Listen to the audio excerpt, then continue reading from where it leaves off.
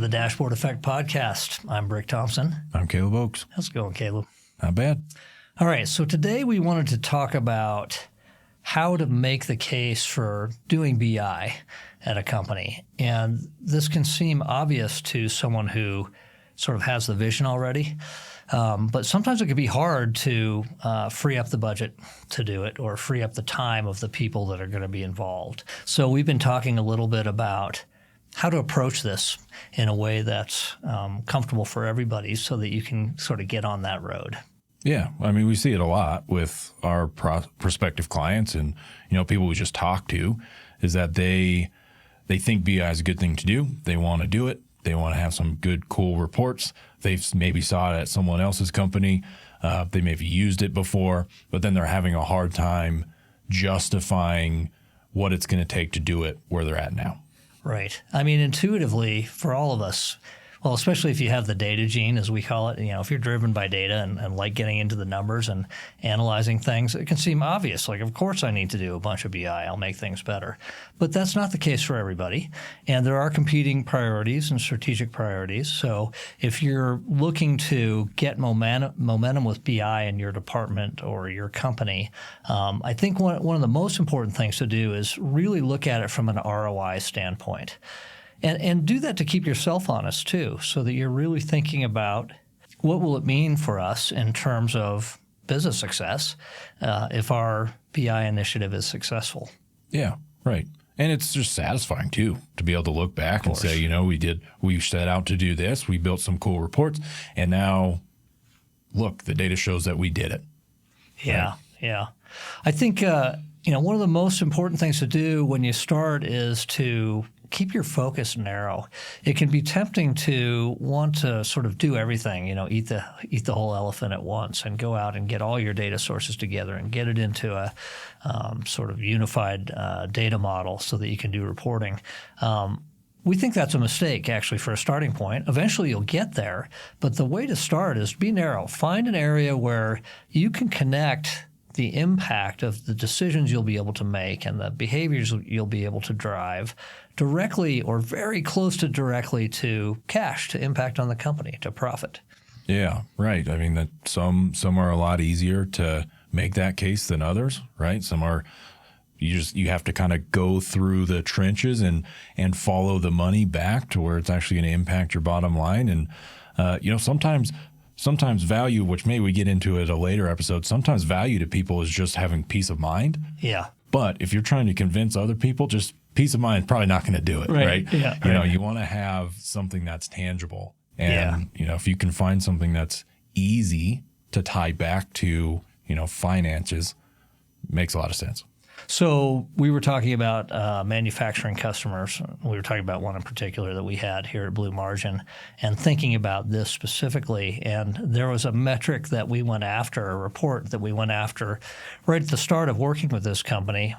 They're called Elgin Fasteners. Actually, we'll link a case study if anybody's interested. But this podcast is not about them in particular. But as an example, for them, being able to improve machine and workforce utilization, they could tie very directly to profits. Because if you can produce the same amount of product with the same machinery and people, same amount of factory space and time, you can figure out, okay, if we improve that utilization by 3%, what does it mean in terms of dollars to the bottom line? And then you can measure that against the effort.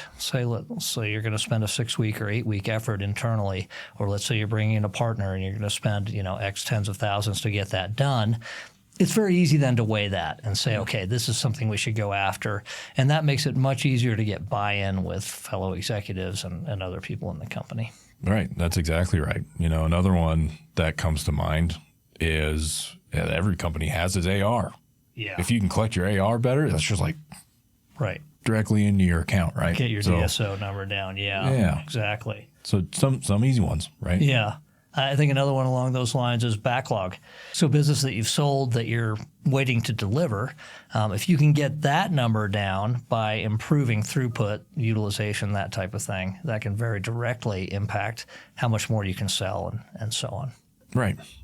But then, there's those easy ones and there's those really hard ones. So another hard one, especially in manufacturing, one that Elgin looked at was on-time delivery. If you're a manufacturer, you know how important on-time delivery is, but it's not totally clear how on-time delivery is going to translate to bottom line improvement, right?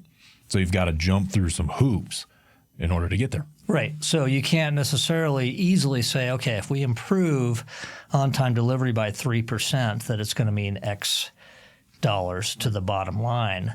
We know that better on-time delivery should make a better impression on our customers, so maybe they'll reorder more, should give us better reputation in the market, so it's easier for our sales teams to go out and sell. It means that we potentially have more capacity overall to take on more business if we're just moving things through quicker.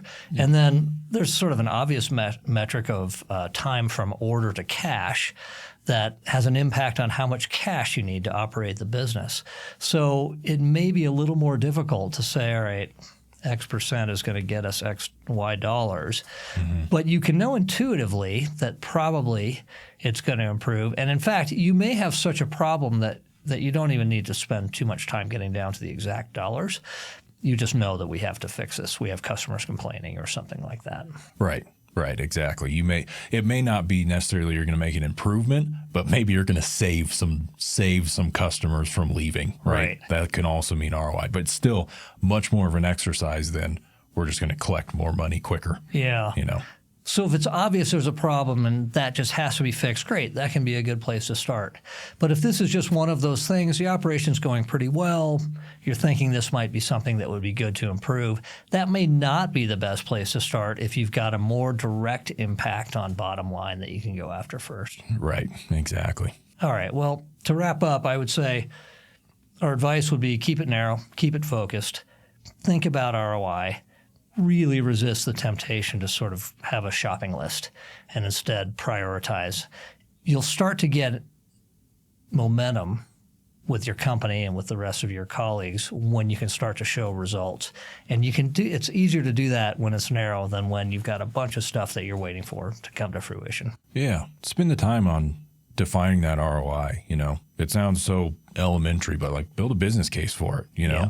Really think through those things, and that's going to make sure that, or it's going to help you make sure that your initiative in BI doesn't just fizzle out at your company because it's like, well, we spent all this money and it didn't seem to do anything because you didn't set out first to say this is what we think it's going to do for us. So definitely spend the time to do that. Yeah, and even if your ROI analysis is just based on some rough assumptions. Like we think a person costs this much per hour, and we think our utilization is that much, and we think we could maybe reduce it if we were able to let our factory managers have a better view on it by this amount. That would be roughly, this much savings to us, or this much increased capacity for us. Even that rough estimate it can be so obvious, like, okay, we don't have to get it to the dollar because it's obviously valuable. Mm-hmm. We can just go after it, but do it. Yeah. If you can. Yeah, it'll pay off. All right. Cool. All right. Well, thanks, Caleb. Thanks.